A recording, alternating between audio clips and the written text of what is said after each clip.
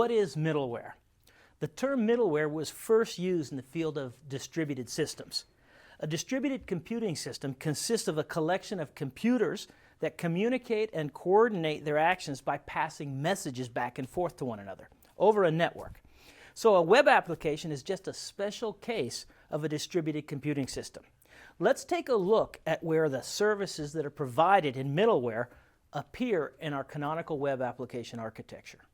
So middleware is basically the green areas that I'm showing you here in our web application architecture. So in this portion of the architecture, we're concerned with the receipt of the request via the HTTP protocol, passing that request on to the scripts, code, and other services that lie at the heart of your web application, the processing of the request, which may involve interfacing with the data tier, and finally, preparing the response that will be supplied back to the user on the client side.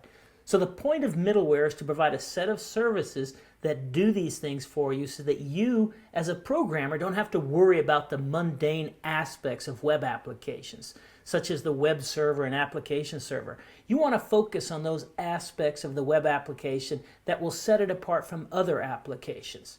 So notice, by the way, that the model view controller design pattern is implemented over the middleware.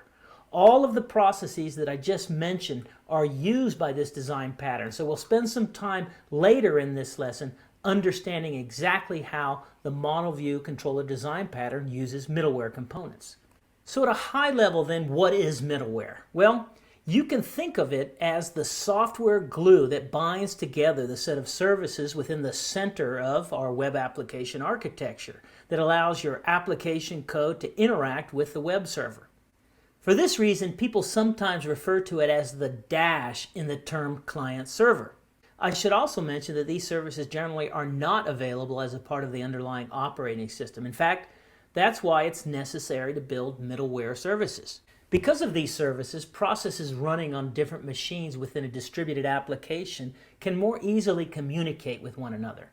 So as a programmer, you don't need to dig into all of the complexities associated with computers communicating over networks. You just need to understand the interfaces provided by the middleware services.